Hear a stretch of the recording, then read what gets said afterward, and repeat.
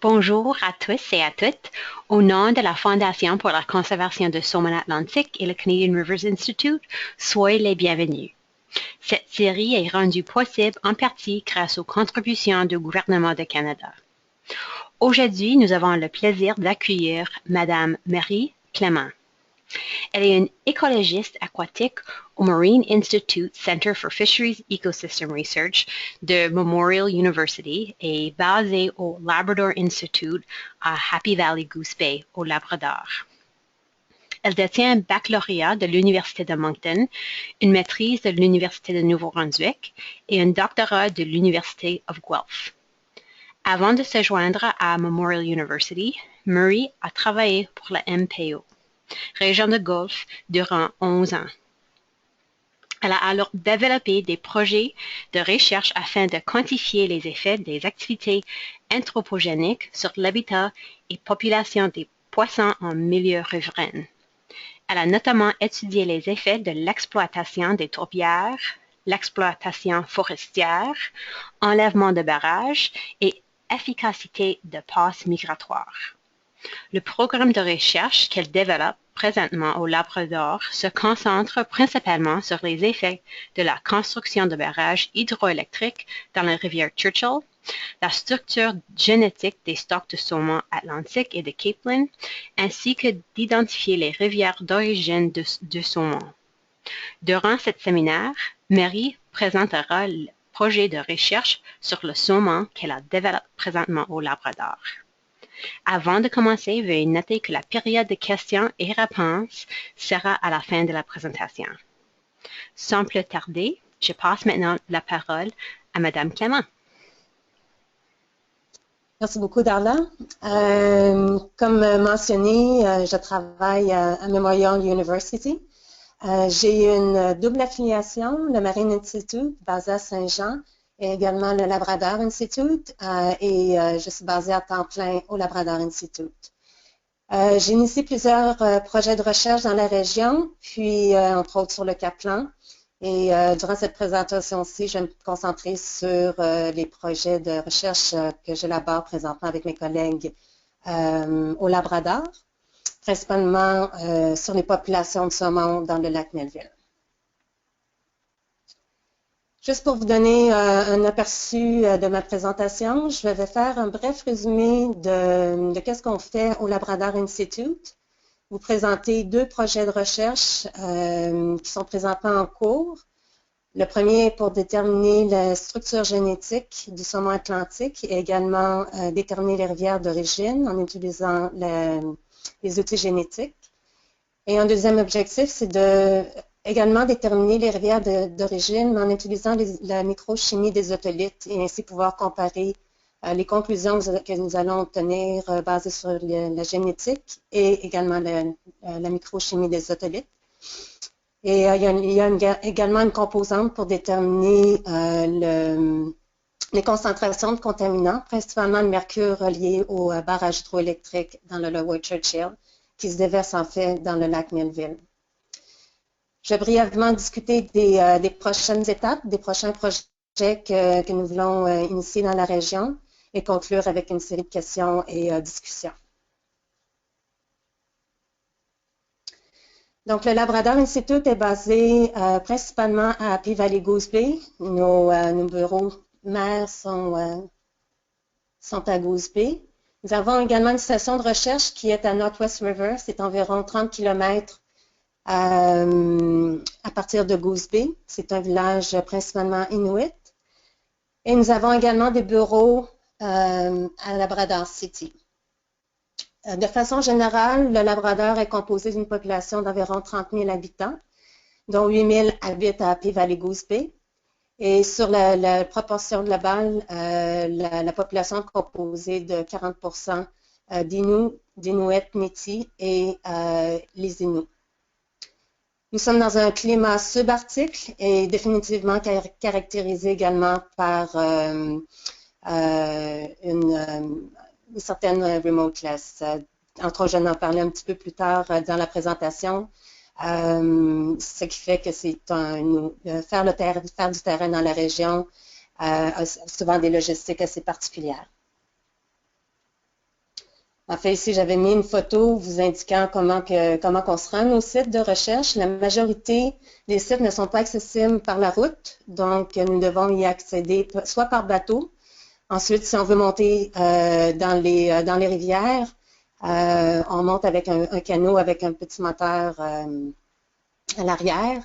Certains sites sont inaccessibles seulement par hélicoptère et durant l'hiver, surtout sur la côte nord du Labrador, c'est soit l'avion ou le skidoo. Le Labrador Institute a été fondé en 1979, principalement pour promouvoir le développement des communautés, établir un lien permanent avec Memorial University à Saint-Jean, basé ici au Labrador, et donner un appui technique et logistique au projet, principalement au bureau mère à l'Université à Saint-Jean. Principalement, les premières recherches se concentraient principalement sur l'aspect socio-économique. À travers les années, il y a eu une grande variation du nombre de personnel qui étaient au Labrador Institute. Dans les années 80, on a atteint un maximum de 15 à 18 personnes et un nombre aussi bas que 2 staffs durant le milieu des années 90. En 97, le Labrador, en fait, ils ont changé le nom officiel du Labrador Institute est devenu là, officiellement le Labrador Institute. Et lors de l'arrivée de notre nouveau président, il a détecté immédiatement l'importance d'augmenter la présence de Memorial University au Labrador et c'est clairement identifié dans son plan stratégique. Et c'est à ce moment-ci également que les fonds ont été sécurisés pour rénover la station de recherche qui est en fait un ancien pensionnat dans la région. Voici quelques images de notre station de recherche à Northwest River. Comme vous voyez ici, on a des laboratoires, un laboratoire analytique qu'on est présentement en train de développer. On a des espaces pour des salles de conférence. On a des accommodations. On peut loger un maximum de 4 personnes présentement. Par contre, on travaille pour pouvoir là, accueillir un plus grand nombre de personnes et faire d'autres modifications à la station de recherche. Et naturellement, on a des bateaux, des canots, 4 roues et skidoo afin d'effectuer le terrain. Depuis 1994, c'est en fait depuis 2012, Memorial a recruté plusieurs chercheurs et facultés. Donc, il y a 5 nouveaux chercheurs qui sont parmi nous depuis 2012. Maintenant, nous sommes rendus à 18 employés et durant l'été, on atteint un nombre jusqu'à 35 en incluant les étudiants d'été et les assistants de recherche. Une des caractéristiques principales du Labrador Institute, c'est qu'on est multidisciplinaire. On œuvre dans le domaine de l'éducation, l'art et langue, la santé, anthropologie, archéologie, géographie et économie, les sciences de la terre, les sciences du sol et moi, entre autres, en écologie et les pêches. L'objectif général de mon programme de recherche, c'est de générer de l'information afin d'assister à la conservation, sécurité alimentaire et la gestion des pêches de subsistance et commerciale. Comme j'ai mentionné plus tôt, mon rôle est également d'augmenter la présence de Memorial et la capacité de recherche au Labrador et principalement créer des opportunités d'emploi et de formation. Tous mes projets sont axés pour être développés dans les communautés et éventuellement que les projets puissent être continués par les communautés dans le futur. Le premier projet qui a été initié en 2013 est la détermination de la structure génétique du saumon atlantique dans le lac Melville. Présentement, c'est un post-doctorat à Dalhousie University qui présentement est en train de faire les analyses. Et on a également une étudiante à la maîtrise à Dalhousie University. Comme vous voyez, tous mes projets nécessitent l'appui et également la participation de plusieurs collaborateurs, entre autres NG, le Nunavut Government, l'Association de pêcheurs, les Inuits et les différentes communautés qui nous fournissent les échantillons. Et naturellement, c'est un projet de collaboration avec Pêche Océan et Dalhousie University. Donc, les objectifs généraux, c'est de déterminer si le saumon du lac Melville est génétiquement distinct et adapté localement.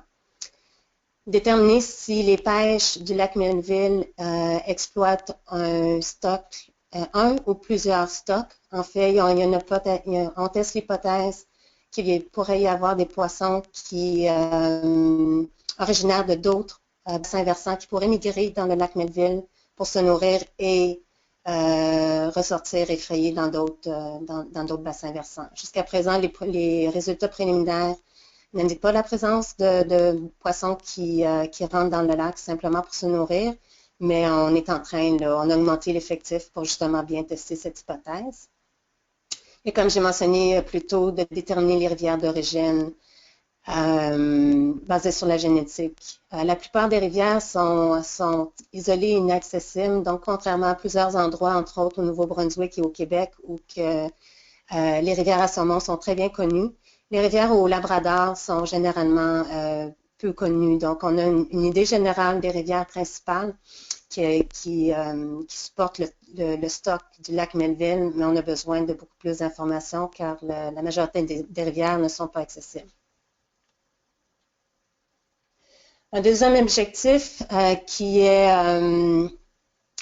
le projet de Judith Savoie, mon étudiante à la maîtrise, est de vérifier les rivières d'origine qu'on va déterminer selon la génétique et de déterminer en utilisant une autre méthode, la microchimie des otolithes, et de déterminer également les degrés les concentrations de contaminants.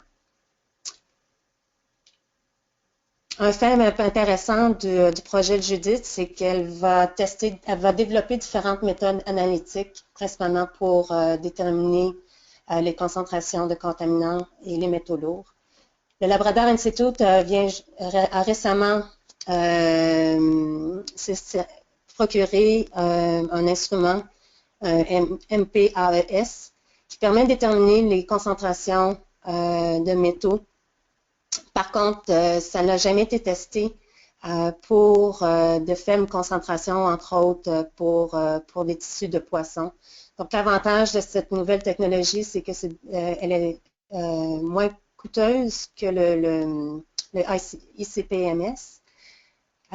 Et c'est un avantage également de pouvoir travailler avec cet appareil en milieu plus éloigné. Donc, en 2014, le terrain a initié, la période de récolte a été initiée pour capturer des juvéniles de saumon. En tout, 21 rivières ont été visitées et les juvéniles de saumon ont été capturés dans 11 de ces rivières. Un fait important également au Labrador, c'est que la conductivité de l'eau est tellement faible que la pêche électrique n'est pas efficace. Donc, mes étudiants d'été et mes étudiants gradués ont passé leur été à pêcher à la ligne pour capturer les juvéniles de saumon dans toutes ces rivières. Et un total de 531 juvéniles ont été capturés. Maintenant, je dois également mentionner que le gouvernement du Nunavut est un partenaire très important pour ce projet. Et ils ont appliqué à la fondation et ont reçu un 30 000 $ qui ont été investis justement pour financer le terrain et engager le personnel nécessaire pour le succès de ce projet. Donc, en fait, la composante aussi, l'importance de capturer les juvéniles et d'échantillonner un morceau de tissu et également retirer les otolithes, c'est que nous savons que le saumon a frayé dans la région, donc est vraiment d'origine du lac Melville. On a également échantillonné la pêche de subsistance et le Nunavut Government a engagé 2 étudiants d'été qui étaient basés, un était basé à Northwest River et l'autre à Rigolet. Les communautés Innu et Nunavut ont fourni les échantillons lorsqu'ils revenaient au pied avec leur pêche, poisson. Et en tout, 583 adultes ont été échantillonnés, entre autres pour les analyses génétiques, et également l'otolite a été extrait. Nous avons une répartition de 31 locations, endroits où les poissons ont été capturés à travers le lac.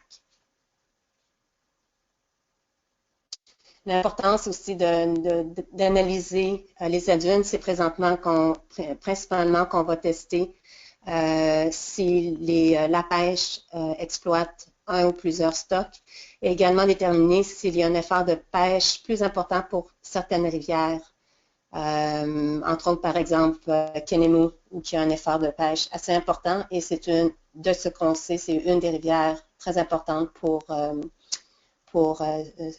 soutenir le stock de saumon dans le lac Melville.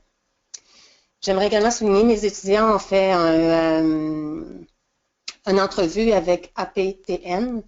Je vous invite à aller voir leur entrevue. Ils vont pouvoir vous donner également plus d'informations sur ce qu'ils ont fait dans la région. Et ça va vous donner également peut-être une meilleure idée de la région et du type de projet qu'on fait présentement. Donc, présentement, nous sommes à l'étape d'analyse. Nous avons tout récemment reçu les résultats génétiques de laboratoire de la Norvège. Et l'étudiant au post-doctorat et l'étudiante à la maîtrise à Dalhousie sont en train d'analyser les résultats. On prévoit commencer à avoir certains résultats d'ici le printemps ou à la fin de l'été. C'est des analyses qui demandent énormément de temps également à traiter.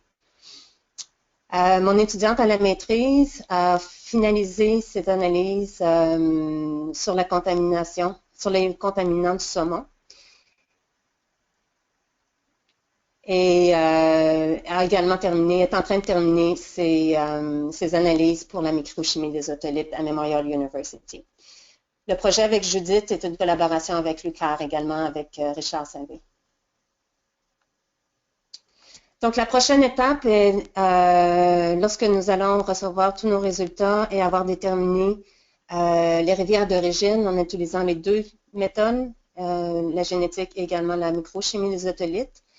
La prochaine étape, ce serait de confirmer les rivières d'origine en faisant de la télémétrie. Par contre, avant d'initier ce projet, nous attendons afin d'obtenir nos résultats de laboratoire et ensuite nous irons confirmer nos résultats et nos hypothèses. Ce projet, le deuxième projet, est en fait un projet qu'on planifie à initier soit cet été ou dans un futur rapproché. C'est de développer un réseau de monitoring pour la température de l'eau dans les rivières à saumon. Également développer un réseau d'observation dans la distribution nordique du saumon atlantique. Plusieurs d'entre vous sont probablement familiers avec RIFTEM, qui est déjà établi au Québec et également au Nouveau-Brunswick et une partie de Terre-Neuve, l'île de Terre-Neuve. Donc, ce que nous proposons dans ce projet est en partie de développer le réseau RIFTEM afin d'inclure des rivières dans les régions subarctiques et arctiques de la distribution du saumon atlantique. Donc, nous proposons de déployer des sondes dans les rivières que nous connaissons, que nous savons que le saumon est présent, mais également se rendre jusqu'au Nunavut afin de créer une time series permettant ainsi de regarder les impacts du changement climatique sur les rivières qui montrent un certain potentiel à être colonisées dans le futur. Nous voulons également établir un réseau d'observation afin de documenter tout changement de la distribution du saumon atlantique en temps réel. Comme j'ai mentionné, plusieurs des villages au Labrador sont isolés principalement sur la côte. Et c'est vraiment les gens qui vivent et qui pêchent dans la région qui peuvent fournir de l'information s'il y a un changement de la distribution du saumon par rapport au changement climatique. L'objectif ici, c'est de participer activement pour développer ces réseaux. Par contre, l'objectif à long terme, ce serait que les réseaux soient opérés par les communautés elles-mêmes. Toujours nous, on offrirait encore un appui technique pour les analyses de données, mais la composante pour récolter les données serait principalement sous la responsabilité des diverses communautés. Finalement, j'aimerais remercier tous mes collaborateurs et les étudiants qui ont travaillé avec moi, entre autres Liana Rice et Josh Adam, le Nunavut Government, le Nunavut Council, Community Council, le Nunavut Government est en fait les Inuits, et le Nunavut, ce sont les Inuits et Métis. Les Inuits, les pêcheurs locaux, associations de pêcheurs et les gouvernements fédéraux, le provincial et fédéral.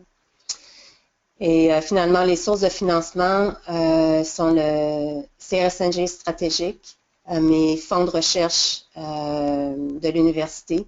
Comme j'ai mentionné plus tôt, la Fondation de conservation du saumon atlantique a été un contributeur pour ce projet en finançant le gouvernement Nunavut, la Atlantic Salmon Federation et également le Tongaat Secretariat.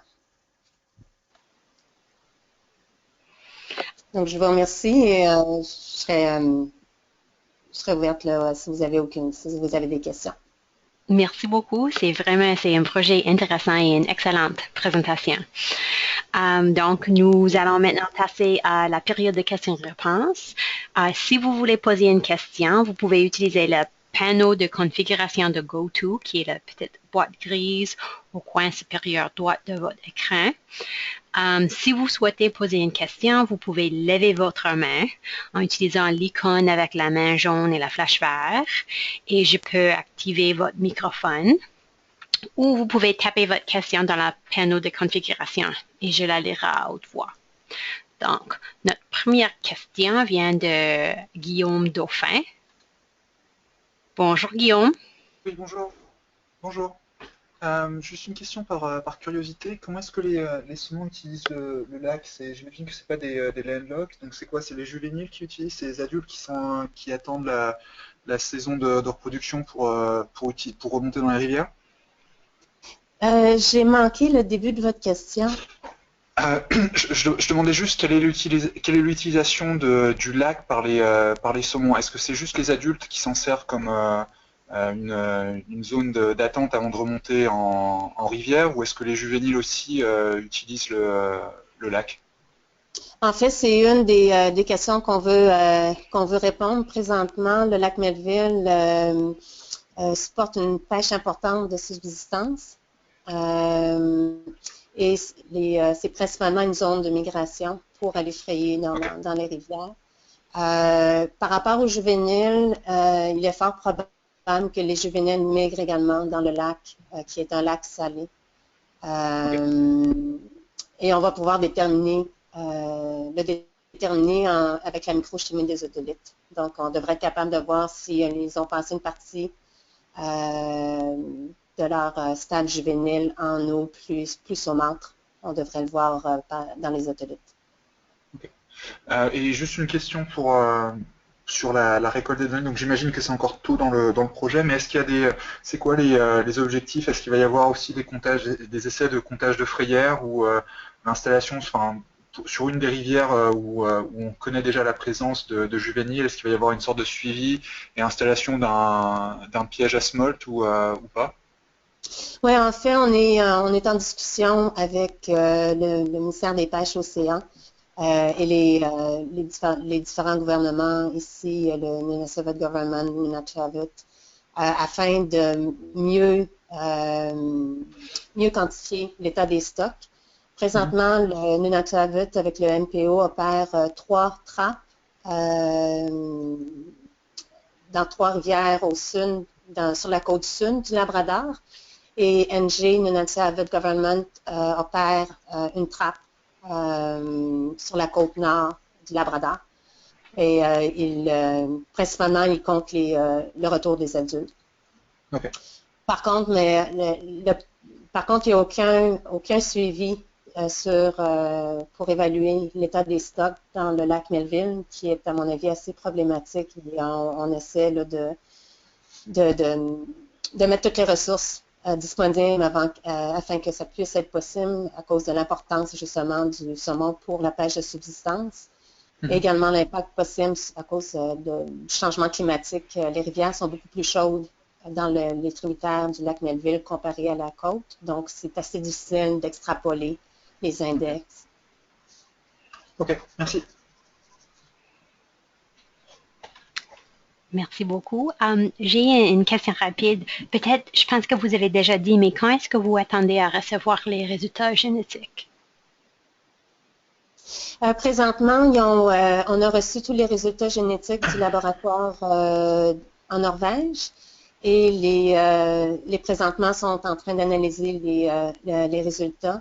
Donc, je m'attends possiblement, une partie des résultats devrait commencer à être disponible d'ici la fin de l'été. L'étudiante à la maîtrise, par contre, commence tout juste ses analyses également. Donc, c'est un programme de 2 ans. Je crois que l'information va être disponible au fur et à mesure qu'une partie des analyses sont complétées. D'accord. Puis, je me demande aussi, comme parmi les connaissances traditionnelles autochtones, y a-t-il des idées quelles rivières peut-être seront les plus importantes?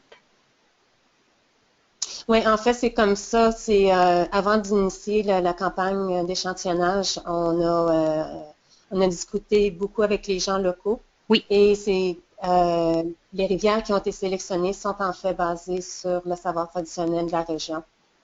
Excellent. Nous avons également complété.